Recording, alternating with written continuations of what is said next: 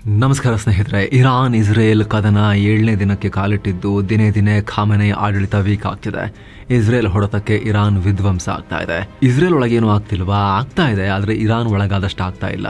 ಕೆಲವೊಂದಷ್ಟು ಮಿಸೈಲ್ಗಳು ಒಳಗೆ ಹೋಗಿ ಬೀಳ್ತಾ ಇದ್ದಾವೆ, ಬಿಲ್ಡಿಂಗ್ಗಳು ಆಸ್ಪತ್ರೆಗಳಿಗೆಲ್ಲ ಡ್ಯಾಮೇಜ್ ಆಗ್ತಾ ಇದೆ.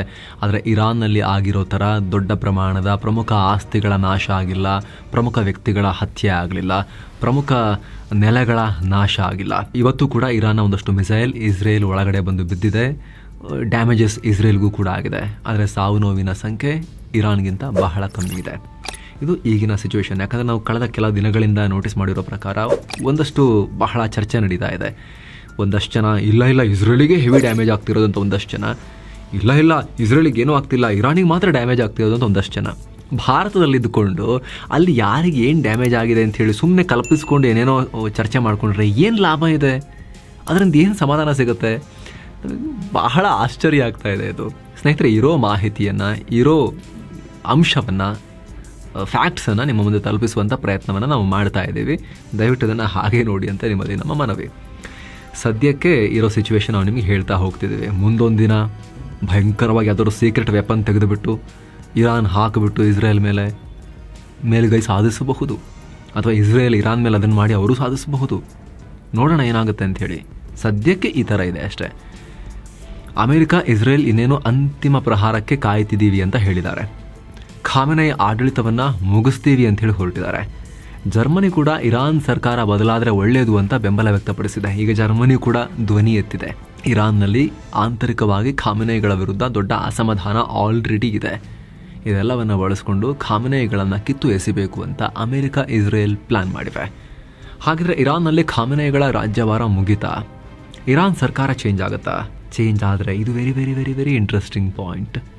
ಚೇಂಜ್ ಆದರೆ ಇರಾನ್ನ ಹೊಸ ರೂಲರ್ಸ್ ಯಾರು? ಹೊಸದಾಗಿ ಯಾರು ಅಧಿಕಾರಕ್ಕೆ ಬರ್ತಾರೆ? ಡೆಮೋಕ್ರಸಿ ಬರುತ್ತಾ ಪೂರ್ಣ ಪ್ರಮಾಣದ್ದು? ಅಥವಾ ಇರಾನ್ನಲ್ಲಿ ರಾಜರು ಬರ್ತಾರಾ? ಪಹಲವಿಗಳಿದ್ರಲ್ಲ ಮುಂಚೆ, ಆ ರಾಜರು ಬರ್ತಾರಾ? ಅಥವಾ ಇರಾಕ್, ಲಿಬಿಯಾ ಥರ ಇರಾನ್ ಅಸ್ಥಿರ ಆಗತ್ತಾ? ಭಾರತದ ಮೇಲೆ ಇದರ ಪರಿಣಾಮ ಏನು? ಎಲ್ಲವನ್ನ ಕ್ವಿಕ್ ಆಗಿ ವರದಿಯಲ್ಲಿ ನೋಡ್ತಾ ಹೋಗೋಣ. ಕಡತನಕ ಮಿಸ್ ಮಾಡಿದೆ ನೋಡಿ. ಖಾಮೆನೈ ತೆಗಿತೀವಿ, ಇಸ್ರೇಲ್ ಹೂಂಕಾರ. ಸ್ನೇಹಿತರಲ್ಲಿ, ಖಾಮೆನೈ ಆಡಳಿತ ಅಂತ್ಯ ಆಗ್ಬೋದು, ಇರಾನ್ ಸರ್ಕಾರ ಬದಲಾಗಬಹುದು ಅಂತ ಹೇಳ್ತಿರೋದಕ್ಕೆ ಕಾರಣ ಇಸ್ರೇಲ್ ತೋರ್ತಾ ಇರೋ ಆರ್ಭಟ. ಕೇವಲ ಇಸ್ರೇಲ್ ಇರಾನ್ ಅಣು ಕೇಂದ್ರಗಳನ್ನ ಮಾತ್ರ ಹೊಡಿತಾ ಇಲ್ಲ, ಖಾಮೆನೈ ಆಡಳಿತದ ಪ್ರತಿ ಜಾಗವನ್ನ ಕೂಡ ಅಳಿಸಿ ಹಾಕೋಕೆ ಪ್ರಯತ್ನ ಪಡ್ತಾ ಇದೆ. ಖಾಮೆನೈಗಳ ಶ್ರೀಮಂತಿಕೆಯ ಪ್ರತೀಕ ತೈಲಾಗಾರಗಳಿಗೆ ಬೆಂಕಿ ಇಡ್ತಾ ಇದೆ. ಮಿಲಿಟರಿ ಹೆಡ್ ಕ್ವಾರ್ಟರ್ಗೆ ಮಿಸೈಲ್ ನುಗ್ಗಿಸಿದೆ. ಪ್ರಚಾರ ಮಾಡಿಕೊಳ್ಳೋಕೆ ಅಂತ ಇಟ್ಕೊಂಡಿದ್ದ ಟಿವಿ ಸ್ಟೇಷನ್ ಕೂಡ ಧ್ವಂಸಗೊಳಿಸಿದೆ. ಟಾಪ್ ಮಿಲಿಟರಿ ನಾಯಕರನ್ನೆಲ್ಲ ಹತ್ಯೆ ಮಾಡಿದೆ. ಹೀಗೆ ಖಾಮೆನೈಗಳ ಶಕ್ತಿ ಸಂಕೇತಗಳನ್ನೆಲ್ಲ ಇಸ್ರೇಲ್ ಸುಟ್ಟು ಹಾಕಿದೆ. 1,000ಕ್ಕೂ ಅಧಿಕ ಟಾರ್ಗೆಟ್ಗಳನ್ನು ನಾಶ ಮಾಡಿದೆ. ಹೀಗಾಗಿ ಇರಾನ್ನಲ್ಲಿ ಖಾಮೆನೈಗಳ ಪವರ್ ಡೌನ್ ಆಗಿದೆ. ಇಸ್ರೇಲ್ ಖುದ್ದು ಖಾಮೆನೈನ ತೆಗೆಯೋಕೆ ಹೋಗಿತ್ತು. ಆನಂತರ ಅಮೆರಿಕ ಬೇಡ ಅಂದಿದ್ರಿಂದ ಸದ್ಯಕ್ಕೆ ಸುಮ್ಮನಾಗಿದೆ ಅನ್ನೋ ರಿಪೋರ್ಟ್ಸ್ ಇವೆ. ಅಷ್ಟರ ಮಟ್ಟಿಗೆ ಇರಾನ್ ಆಡಳಿತಕ್ಕೆ ಪೆಟ್ಟು ಬಿದ್ದಿದೆ. ಸದ್ಯ ಅಂಡರ್ಗ್ರೌಂಡ್ನಲ್ಲಿರೋ ಫಾರ್ದೋ ಅಣು ಕೇಂದ್ರದ ಮೇಲೆ ಅಂತಿಮ ದಾಳಿ ಮಾಡಿ ಸರ್ಕಾರ ಚೇಂಜ್ ಮಾಡಿದ್ರಾಯ್ತು ಅಂತ ಅಮೆರಿಕ ಇಸ್ರೇಲ್ ಕಾಯ್ತಿವೆ. ಈ ವಿಚಾರವನ್ನು ಖುದ್ದು ಇಸ್ರೇಲ್ ಪ್ರಧಾನಿ ನೆತನ್ಯಾಹು ಹೇಳಿದ್ದಾರೆ. ನಾವು ಮಿಡಲ್ ಈಸ್ಟ್ನ ಚಹರೆಯನ್ನೇ ಬದಲಾಯಿಸಿದ್ದೀವಿ, ನಮ್ಮ ದಾಳಿಯಿಂದ ಇರಾನ್ನಲ್ಲಿ ರೆಜಿಮ್ ಚೇಂಜ್ ಆಗುತ್ತೆ ಅಂತ ಹೇಳಿದ್ದಾರೆ. ಅಮೆರಿಕನ್ ಸಂಸದರು ಕೂಡ ಇದೇ ದಾಟಿಯಲ್ಲಿ ಮಾತನಾಡ್ತಿದ್ದಾರೆ. ಖುದ್ದು ಟ್ರಂಪ್ ಕೂಡ ಇತ್ತೀಚೆಗೆ ಖಾಮೆನೈ ಸಂಪೂರ್ಣ ಶರಣಾಗಬೇಕು ಅಂತ ಹೇಳಿದರು. ಅಲ್ಲದೆ ಅಮೆರಿಕ ಇಸ್ರೇಲ್ ಪ್ರಯತ್ನಕ್ಕೆ ಅಂತಾರಾಷ್ಟ್ರೀಯವಾಗೂ ಕೂಡ ಸಪೋರ್ಟ್ ಸಿಗ್ತಾ ಇದೆ. ಜರ್ಮನ್ ಚಾನ್ಸಲರ್ ಫ್ರೆಡ್ರಿಕ್ ಮರ್ಜ್ ಕೂಡ ನಾವು ಭಯೋತ್ಪಾದಕ ಆಡಳಿತದೊಂದಿಗೆ ಡೀಲ್ ಮಾಡ್ತಾ ಇದ್ದೀವಿ, ಹೀಗಾಗಿ ಈ ಆಡಳಿತಕ್ಕೆ ಅಂತ್ಯ ಹಾಡೋದು ಒಳ್ಳೆಯದು ಅಂತ ಹೇಳಿದ್ದಾರೆ. ಖಾಮೆನೈಗಳನ್ನು ಕಿತ್ತು ಹಾಕೋದು ಒಳ್ಳೆಯದು ಅಂತ ಜರ್ಮನಿ ಕೂಡ ಹೇಳಿದೆ. ಅಮೆರಿಕಗೆ ಹೊಸತೇನಲ್ಲ ಸ್ನೇಹಿತರೆ. ಅಮೆರಿಕ ಇಸ್ರೇಲ್ ಜೊತೆಗೆ ಸೇರಿಕೊಂಡು ಖಾಮೆನೈ ಆಡಳಿತವನ್ನು ಚೇಂಜ್ ಮಾಡಿದ್ರೂ ಆಶ್ಚರ್ಯ ಇಲ್ಲ. ಯಾಕಂದರೆ ಸರ್ಕಾರಗಳನ್ನು ಬದಲಾಯಿಸೋದು ಅಮೆರಿಕಗೆ ಹೊಸತಲ್ಲ. 19ನೇ ಶತಮಾನದಲ್ಲಿ ಅಮೆರಿಕ ಏಷ್ಯಾದಿಂದ ಹಿಡಿದು ಆಫ್ರಿಕಾವರೆಗೆ ಪ್ರತ್ಯಕ್ಷವಾಗಿ ಪರೋಕ್ಷವಾಗಿ 20ಕ್ಕೂ ಅಧಿಕ ಸರ್ಕಾರಗಳನ್ನು ಬದಲಾಯಿಸಿದೆ. ತನ್ನ ನೀತಿ ವಿರುದ್ಧ ಇದ್ದವರನ್ನು ಕಿತ್ತೊಗೆದು ಕೈಗೊಂಬೆ ಸರ್ಕಾರಗಳನ್ನು ತಂದಿದೆ. 1953ರಲ್ಲಿ ಇದೇ ಇರಾನ್ನಲ್ಲಿ ಅಮೆರಿಕ ಬ್ರಿಟನ್ ಸೇರಿಕೊಂಡು ಡೆಮೊಕ್ರೆಟಿಕಲಿ ಆಯ್ಕೆಯಾಗಿದ್ದ ಮೊಹಮ್ಮದ್ ಮೊಸಾದೇಗ್ ಅನ್ನೋ ಇರಾನ್ ಪ್ರಧಾನಿಯನ್ನ ಕೆಳಗಿಳಿಸಿದ್ರು. ಮೊಸಾದೇಗ್ ತೈಲ ಕೊಡಲ್ಲ ಅಂತ ಹೇಳಿದಕ್ಕೆ ಇರಾನ್ ಸೇನೆ ಬಂಡಾಯ ಬೇಡೋ ಹಾಗೆ ಮಾಡಿ ಕ್ಷಿಪ್ರ ಕ್ರಾಂತಿಗೆ ಕಾರಣರಾಗಿದ್ರು. ಬಳಿಕ ಶಾ ಮೊಹಮ್ಮದ್ ಪಹಲವಿ ಅನ್ನೋ ಸರ್ವಾಧಿಕಾರಿಯನ್ನ ಅಧಿಕಾರಕ್ಕೆ ಇರಿಸಿದ್ರು. ಈಗ ಅಂತಹದ್ದೇ ಕೆಲಸ ಮಾಡೋಕೆ ಅಮೆರಿಕ ಯೋಚನೆ ಮಾಡ್ತಾ ಇದೆ. ಇನ್ನು ಸ್ನೇಹಿತರೆ, ವರದಿಯಲ್ಲಿ ಮುಂದುವರಿಯುವ ಮುನ್ನ ಕಾಶಿ ಅಯೋಧ್ಯೆಗೆ 7 ಸ್ಯಾಂಡ್ಸ್ ಟೂರ್ ಟೂರಿಸಂ ಕಂಪನಿ ಮತ್ತೊಂದು ಟ್ರಿಪ್ ಆಯೋಜನೆ ಮಾಡಿದೆ. ಆಫರ್ ಪ್ರೈಸ್ ಕೇವಲ 36,500. Kashi, Ayodhya, Triveni Sangam, Gaya, Bodh Gaya 4 night 5 days trip. ಇದು ಪ್ಯಾಕೇಜ್ ನಲ್ಲಿ flight tickets, 3 star hotel stay, all meals, ದೇವರ ದರ್ಶನ, AC transport, boating, auto charges, 24/7 Kannada tour manager ಸೌಲಭ್ಯ, ಹಿರಿಯ ನಾಗರಿಕರಿಗೆ ವಿಶೇಷವಾದ ಕೇರ್ ಎಲ್ಲ ಇರುತ್ತೆ. ಹೊರಡೋ ದಿನ 17 ಜುಲೈ 2025. ಕೆಲವೇ ಸೀಟುಗಳು ಲಭ್ಯ. ಆಸಕ್ತರು ಈ ನಂಬರ್ಗೆ ಕಾಲ್ ಮಾಡಿ ನಿಮ್ಮ ಸೀಟನ್ನ ಕೂಡ ಬುಕ್ ಮಾಡಿ. ಬನ್ನೀಗ ವರದಿಯಲ್ಲಿ ಮುಂದುವರಿಯೋಣ. ಇಸ್ರೇಲ್ ನೇತೃತ್ವದ ಸೇನಾ ಕ್ರಾಂತಿ. ಸ್ನೇಹಿತರೆ, ಖಾಮೆನೆಗಳ ಆಡಳಿತ ಅಂತ್ಯ ಆಗುತ್ತೆ, ಇರಾನ್ನಲ್ಲಿ ಸರ್ಕಾರ ಚೇಂಜ್ ಆಗುತ್ತೆ ಅನ್ನೋದರ ಅರ್ಥ ಖುದ್ದು ಅಮೆರಿಕ ಇಸ್ರೇಲೇ ಖಾಮೆನೆಯನ್ನ ಹೊಡೆದು ಹಾಕ್ತವೆ ಅಂತಲ್ಲ. ಇರಾನ್ನಲ್ಲಿ ಖಾಮೆನೆಗಳ ವಿರುದ್ಧ ದೊಡ್ಡ ಪ್ರತಿರೋಧ ಇದೆ. ಅದರಲ್ಲೂ ಇರಾನ್ನ ರೆಗ್ಯುಲರ್ ಸೇನೆ ಅಲ್ಟೆಶ್ಲಿ ಕೆಲವರಿಗೆ ಖಾಮೆನೆಗಳನ್ನ ಕಂಡ್ರೆ ಆಗಲ್ಲ. ನಿಮ್ಗೆ ಗೊತ್ತಿರ್ಬೋದು, ಇರಾನ್ನಲ್ಲಿ 2 ರೀತಿ ಸೇನೆ ಇದೆ. ಒಂದು ರೆಗ್ಯುಲರ್ ಸೇನೆ ಆರ್ಟೆಶ್, ಇನ್ನೊಂದು ಖಾಮೆನೆಗಳು ಹುಟ್ಟು ಹಾಕೊಂಡಿರೋ Islamic revolutionary guard corps IRGC.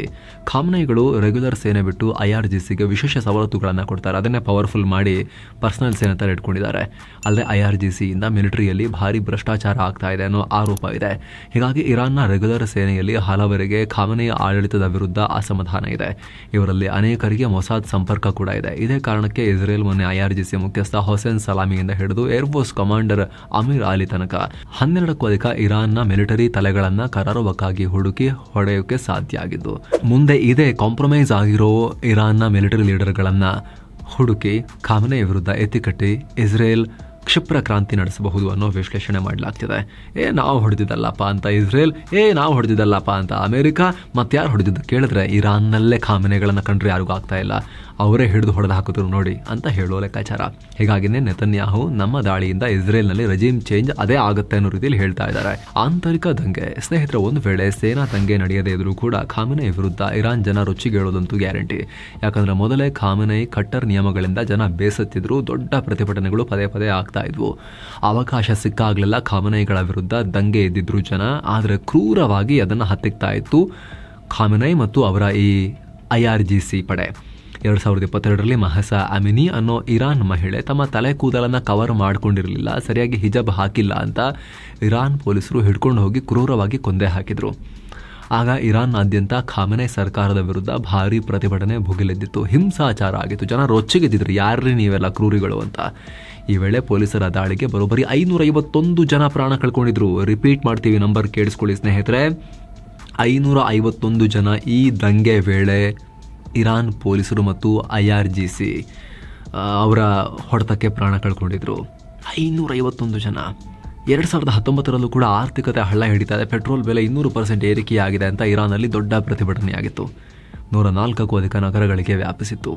ಈ ವೇಳೆ ಕೂಡ ಹಿಂಸಾಚಾರ. ಪೊಲೀಸರ ಗುಂಡಿಗೆ ಬರೋಬ್ಬರಿ 1,000ಕ್ಕೂ ಅಧಿಕ ಜನ ಬಲಿಯಾಗಿದ್ರು. ಎಷ್ಟು?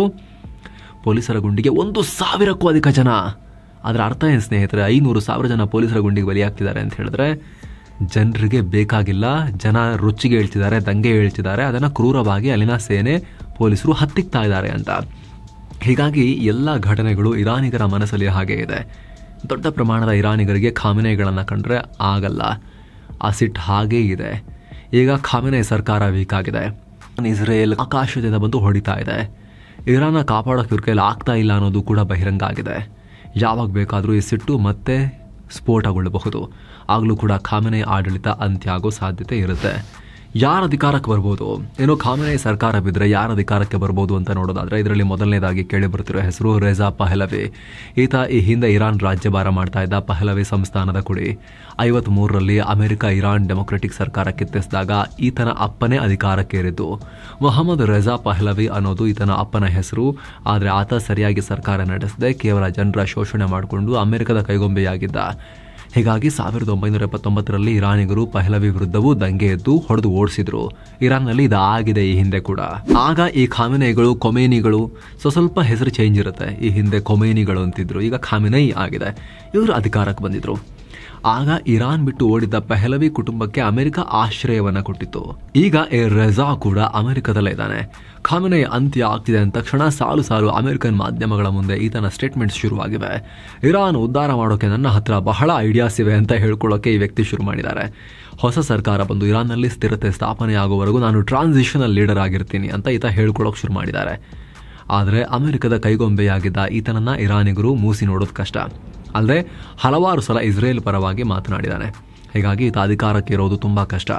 ಏನೋ ಪಹ್ಲವಿ ಬಿಟ್ರೆ ಇರಾನ್ ಮಾಜಿ ಅಧ್ಯಕ್ಷ ಮೀರ್ ಹೊಸನ್ ಮೌಸವಿ ಹಾಗೂ ಆತನ ಪತ್ನಿ ಜಹರಾ ರಹನವಾರ್ದ್, ಮುಸ್ತಫಾ ತಾಜ್ಜಾದೆ, ನಾರ್ಗಿಸ್ ಮಹಮ್ಮದಿ ಅನ್ನೋ ವಿಪಕ್ಷ ನಾಯಕರಿದ್ದಾರೆ. ಇನ್ಫ್ಯಾಕ್ಟ್ ಇರಾನ್ನಲ್ಲಿ ವಿಪಕ್ಷ ಅನ್ನೋದೇ ಇಲ್ಲ, ಎಲ್ಲರನ್ನೂ ಖಾಮೆನಿ ಜೈಲಲ್ಲಿಟ್ಟಿದ್ದಾರೆ. ಜೈಲಿಂದಲೇ ಇವರು ಮಾತನಾಡ್ತಿದ್ದಾರೆ. ಆದರೆ 2011ರಿಂದಲೂ ಜೈಲಲ್ಲಿರೋದ್ರಿಂದ ಇವರಿಗೂ ಅಷ್ಟೊಂದು ಗ್ರಾಸ್ ರೂಟ್ ಲೆವೆಲ್ನಲ್ಲಿ ಕನೆಕ್ಷನ್ ತಪ್ಪು ಹೋಗಿದೆ. ಮತ್ತೊಂದು ಕಡೆ ಅಮೆರಿಕ ಇರಾನ್ನ ಮಾಜಿ ನಾಯಕರನ್ನ ಇಟ್ಕೊಂಡು ತಾತ್ಕಾಲಿಕ ಸರ್ಕಾರ ರಚಿಸಬಹುದು ಅಂತ ಹೇಳಲಾಗ್ತಿದೆ. ಇರಾನ್ ಮಾಜಿ ಅಧ್ಯಕ್ಷ ಹಸನ್ ರೌಹಾನಿ, ಮಾಜಿ ವಿದೇಶಾಂಗ ಸಚಿವ ಜವಾದ್ ಝಾರಿಫ್ ಮತ್ತು ಮಾಜಿ ಸ್ಪೀಕರ್ ಅಲಿ ಲಾರಿಜಾನಿರನ್ನ ಇಟ್ಕೊಂಡು ಎಮರ್ಜೆನ್ಸಿ ಸರ್ಕಾರವನ್ನ ರಚಿಸಬಹುದು ಅನ್ನೋ ಚರ್ಚೆ ನಡೀತಾ ಇದೆ. ಒಡೆದು ಹೋಗುತ್ತಾ ಇರಾನ್? ಸ್ನೇಹಿತರೆ, ಎಲ್ಲ ನಾಯಕರನ್ನ ನೋಡಿದ್ರೆ ನಿಮಗೆ ಗೊತ್ತಾಗಿರುತ್ತೆ, ಸದ್ಯ ಸಡನ್ ಆಗಿ ಇರಾನ್ನಲ್ಲಿ ಅಧಿಕಾರಕ್ಕೆ ಇರುವಂತ ಸಾಮರ್ಥ್ಯ, ಇಡೀ ದೇಶವನ್ನ ಕಂಟ್ರೋಲ್ಗೆ ತಗೊಳ್ಳುವಂತ ತಾಕತ್ತು ಯಾರಿಗೂ ಇಲ್ಲ. ಹೀಗಾಗಿ ಇರಾನ್ ಕೂಡ ಇಲ್ಲಿ ಮತ್ತೊಂದು ಅಸ್ಥಿರ ರಾಷ್ಟ್ರವಾಗ್ಬಿಡುತ್ತೆ ಅನ್ನೋ ಆತಂಕ ಇದೆ. ಈ ಹಿಂದೆ ಇರಾಕ್ನಲ್ಲಿ ಸದ್ದಾಂ ಹುಸೇನ್, ಲಿಬಿಯಾದಲ್ಲಿ ಮೊಹಮ್ಮದ್ ಗಡಾಫಿ ಅಂತ ಸರ್ವಾಧಿಕಾರಿಗಳನ್ನ ಕಿತ್ತೆಸಿದಾಗ್ಲೂ ಹೀಗೆ ಆಗಿತ್ತು. ಇವತ್ತಿನವರೆಗೂ ಇರಾಕ್, ಲಿಬಿಯಾ ಉದ್ಧಾರ ಆಗಿಲ್ಲ. ಹೀಗಾಗಿ ಎಲ್ಲಿ ಇರಾನ್ ಕೂಡ ಅದೇ ರೀತಿ ಉಗ್ರರ ರಾಷ್ಟ್ರ ಆಗ್ಬಿಡುತ್ತೆ ಅನ್ನೋ ಆತಂಕ ಇದೆ. ದೊಡ್ಡ ರಾಷ್ಟ್ರ, ಇದರ ಜೊತೆಗೆ ಇರಾನ್ 3-4 ತುಂಡುಗಳಾಗೋ ಅಪಾಯ ಕೂಡ ಇದೆ. ಯಾಕಂದ್ರೆ ಹೆಸರಿಗೆ ಇರಾನ್ ಇಸ್ಲಾಮಿಕ್ ರಾಷ್ಟ್ರವಾಗಿದ್ರೂ ಕೂಡ ಧಾರ್ಮಿಕವಾಗಿ, ಜನಾಂಗೀಯವಾಗಿ, ರಾಜಕೀಯವಾಗಿ ಹರಿದು ಹಂಚಿ ಹೋಗಿದೆ. ಮೂಲ ಇರಾನಿಗರು ಅಂತ ಗುರುತಿಸಿಕೊಳ್ಳುವ ಪರ್ಷಿಯನ್ನರು 50% ಇದ್ದಾರೆ. ಉಳಿದಂತೆ ಅಜೇರಿಗಳು ಅಥವಾ ತುರ್ಕರು, ಬಲೂಚಿಗಳು, ಕುರ್ದರು, ಅರಬ್ಬರು, ಹೀಗೆ ನಾನಾ ಸಮುದಾಯದ ಜನ ಇದ್ದಾರೆ. ಇದರಲ್ಲಿ ಅನೇಕರಿಗೆ ಪ್ರತ್ಯೇಕತೆಯ ಮನೋಭಾವ ಕೂಡ ಇದೆ. ಒಂದು ವೇಳೆ ಖಾಮೆನಿ ಆಡಳಿತ ಬಿತ್ತು ಅಂದರೆ ಅಜರ್ಬೈಜಾನ್ನಲ್ಲಿ ಆಡಳಿತದಲ್ಲಿರೋರು ಕುರ್ದಿಶ್ ಪಡೆಗಳು ಜನಾಂಗೀಯ ಆಧಾರದಲ್ಲಿ ಇರಾನ್ನ ಕೆಲ ಭಾಗಗಳನ್ನು ಕಬಳಿಸೋಕೆ ಪ್ರಯತ್ನ ಪಡ್ತಾರೆ. ಜೊತೆಗೆ ಬಲೂಚಿಸ್ತಾನ, ಇರಾನ್ನ ಒಳಗೂ ಕೂಡ ಬಲೂಚಿಸ್ತಾನ ಹರಡಿಕೊಂಡಿದೆ. ಬಲೂಚಿಗಳು ಬರೀ ಪಾಕಿಸ್ತಾನದಿಂದ ಮಾತ್ರ ಒಂದು ರಾಜ್ಯ ಕೇಳ್ತಾ ಇಲ್ಲ, ಇರಾನ್ನಲ್ಲೂ ಕೂಡ ಬಲೂಚಿಗಳ ಜಾಗ ಇದೆ, ಅದು ಕೂಡ ಪ್ರತ್ಯೇಕ ಆಗಬೇಕು ಅಂತ ಕೇಳ್ತಿದ್ದಾರೆ. ಹೀಗಾಗಿ ಇರಾನ್ ಸರ್ಕಾರ ಕೆಡವುದರ ಪರಿಣಾಮ ನೆಕ್ಸ್ಟ್ ಸ್ಮೂತ್ ಆಗಿರುತ್ತೆ, ಎಲ್ಲ ಆರಾಮಾಗ್ಬಿಡುತ್ತೆ ಅಂತೇನಿಲ್ಲ. ಇನ್ನೊಂದು ರಾಷ್ಟ್ರ ಮಿಡಲ್ ಈಸ್ಟ್ ನಲ್ಲಿ ಕಂಪ್ಲೀಟ್ ಯುದ್ಧಗ್ರಸ್ತ ಹಾಗೂ ರೋಗಗ್ರಸ್ತ ಆಗೋ ಅಪಾಯ ಇದೆ. ಭಾರತ ಯಾಕೆ ಸೂಕ್ಷ್ಮವಾಗಿ ನೋಡಬೇಕು ಸ್ನೇಹಿತರೆ? ಹಾಗಂತ ಅಯ್ಯೋ ದೂರದ ಮಿಡಲ್ ಈಸ್ಟ್ ರಾಷ್ಟ್ರ ಅಲ್ವೇನ್ರಿ, ಏನಾದರೂ ಆಗಲಿ, ಇಸ್ರೇಲ್ ನಮ್ಮ ಮಿತ್ರ, ಏನಾದರೂ ಮಾಡ್ಕೊಳ್ಳಿ, ನಾವು ಸುಮ್ಮನಿರೋಣ ಅಂತ ಭಾರತ ಸುಮ್ಮನೆ ಕೂರಕ್ಕಾಗತ್ತಾ? ನಮಗೂ ಟೆನ್ಷನ್ ಇಲ್ವಾ? ನೋಡ್ಬೇಕಿಲ್ಲಿ ವಿಚಾರಗಳನ್ನ ಒಂದಷ್ಟು. ಇರಾನ್ ಆಡಳಿತ ಕ್ರೂರ ಆಗಿರ್ಬೋದು, ಆದರೆ ಸ್ಟ್ರಾಟಜಿಕಲಿ ಇರಾನ್ ಇಂಪಾರ್ಟೆಂಟ್ ಪ್ರದೇಶ. ಪರ್ಷಿಯನ್ ಗಲ್ಫ್ ಮತ್ತು ಕ್ಯಾಸ್ಪಿಯನ್ ಸಮುದ್ರದ ನಡುವೆ ಅತ್ಯಂತ ಆಯಕಟ್ಟಿನ ಜಾಗದಲ್ಲಿದೆ. ಮಿಡಲ್ ಈಸ್ಟ್, ಸೆಂಟ್ರಲ್ ಏಷ್ಯಾ ಮತ್ತು ಯುರೋಪ್ ಎಲ್ಲದಕ್ಕೂ ಕನೆಕ್ಟ್ ಆಗುತ್ತೆ. ತೈಲ ಮತ್ತು ಅನಿಲ ಉತ್ಪಾದನೆಯಲ್ಲಿ ಪರ್ಷಿಯನ್ ಗಲ್ಫ್ನಲ್ಲಿ ಅತ್ಯಂತ ಶ್ರೀಮಂತ ಪ್ರದೇಶ. ಭಾರತಕ್ಕೆ 50% ತೈಲ ಪೂರೈಕೆಯಾಗುವುದು ಗಲ್ಫ್ ರಾಷ್ಟ್ರಗಳಿಂದ. ಅದೆಲ್ಲ ಇಲ್ಲಿರೋ ಹರ್ಮೋಸ್ ಜಲಸಂಧಿ ಮೂಲಕ ಸಪ್ಲೈ ಆಗುತ್ತೆ. ಭಾರತ ಆಮದು ಮಾಡ್ಕೋತಾ ಇರೋ ಅರ್ಧದಷ್ಟು ತೈಲ ಮತ್ತು ನ್ಯಾಚುರಲ್ ಗ್ಯಾಸ್ ಇಲ್ಲಿಂದಲೇ ಸಾಗಾಣಿಕೆಯಾಗ್ತಾ ಇದೆ. ಹೀಗಾಗಿ ಭಾರತದ ಎನರ್ಜಿ ಸೆಕ್ಯೂರಿಟಿ ದೃಷ್ಟಿಯಿಂದ ಇರಾನ್ ಸಹಕಾರ ಭಾರತಕ್ಕೆ ತುಂಬಾ ಮುಖ್ಯ. ಹಾಗೆ ಇಲ್ಲಿ ಭಾರತ ಚಬಹಾರ್ ಬಂದರನ್ನು ಅಭಿವೃದ್ಧಿ ಮಾಡ್ತಾ ಇದೆ, ಅದಕ್ಕೂ ಕೂಡ ಇರಾನ್ ನೆರವು ಬೇಕು. ಜೊತೆಗೆ Bharat international north south transport corridor ಅಂತ ಕನಸು ಕಾಣ್ತಾ ಇದೆ. ಇದರಲ್ಲಿ ಇರಾನ್ ಕೂಡ ಪಾಲುದಾರ. ಈ ಯೋಜನೆಗೆ ಇರಾನ್ ಹೆಬ್ಬಾಗಿಲು. ಜೊತೆಗೆ ಪಾಕಿಸ್ತಾನವನ್ನ ಕವರ್ ಮಾಡಬೇಕು ಅಂದ್ರೆ ಇರಾನ್ ಪಕ್ಕದಲ್ಲಿ ಭಾರತ ಜಾಗ ಮಾಡ್ಕೋಬೇಕು. ಈಗ ಆಲ್ರೆಡಿ ಅಫ್ಘಾನಿಸ್ತಾನ ಮತ್ತು ತಜಿಕಿಸ್ತಾನದಲ್ಲಿ ಭಾರತದ ಪ್ರೆಸೆನ್ಸ್ ಇದೆ. ಇರಾನ್ನಲ್ಲೂ ಕೂಡ ಭಾರತ ಪ್ರಭಾವವನ್ನು ಮೇಂಟೈನ್ ಮಾಡಿದ್ರೆ ಪಾಕಿಸ್ತಾನವನ್ನ ಇನ್ನೊಂದು ಕಡೆಯಿಂದಲೂ ಕವರ್ ಮಾಡಬಹುದು. ಹೀಗಾಗಿ ದೂರದಲ್ಲಿ ಏನೋ ನಡೀತಾ ಇದೆ, ನಡೀಲಿ ಅಂತ ಸುಮ್ಮನೆ ಕೂರಕ್ಕಾಗಲ್ಲ. ಹಾಗಂತ ಬಹಳ ಏನೋ ಮಾಡಿಬಿಡೋಕ್ಕೂ ಕೂಡ ಆಗೋದಿಲ್ಲ. ನೋಡ್ತಾ ಇರಬೇಕು, ಯಾರ ಕೈ ಮೇಲಾಗುತ್ತೆ ಅಂತ ನೋಡ್ತಾ ಇರಬೇಕು. ನೋಡಿಕೊಂಡು ನಿಧಾನಕ್ಕೆ ಕೇರ್ಫುಲ್ಲಿ ಹೆಜ್ಜೆ ಇಡಬೇಕು. ನೇರವಾಗಿ ಇಸ್ರೇಲ್ ಪರ ನಿಲ್ಲಕ್ಕೂ ಆಗಲ್ಲ, ಹೋಗಿ ಸಪೋರ್ಟ್ ಮಾಡೋಕ್ಕಾಗಲ್ಲ, ಅಥವಾ ಈ ಖಾಮೆನಿಗಳ ಪರ ನಿಲ್ತೀವಿ ಅಂತ ಹೇಳೋಕ್ಕೂ ಆಗೋದಿಲ್ಲ. ನೆಕ್ಸ್ಟ್ ಲೀಡರ್ಶಿಪ್ ಇರಾನ್ನಲ್ಲಿ ಯಾರ್ದು ಎಸ್ಟಾಬ್ಲಿಷ್ ಆಗುತ್ತೆ ನೋಡಿಕೊಂಡು ಅವರೊಂದಿಗೆ ಸಂಬಂಧ ಸರಿ ಮಾಡ್ಕೊಳ್ಳೋಕೆ ಪ್ರಯತ್ನ ಪಡಬೇಕು ಅಷ್ಟೇ, ಬೇರೆ ದಾರಿ ಇಲ್ಲ. ಇದ್ರ ಬಗ್ಗೆ ನಿಮಗೆ ಏನನ್ಸುತ್ತೆ ಕಾಮೆಂಟ್ ಮಾಡಿ ತಿಳಿಸಿ. ಮತ್ತೆ ಭೇಟಿ ಆಗ್ತಿರೋಣ. ನಮಸ್ತೆ.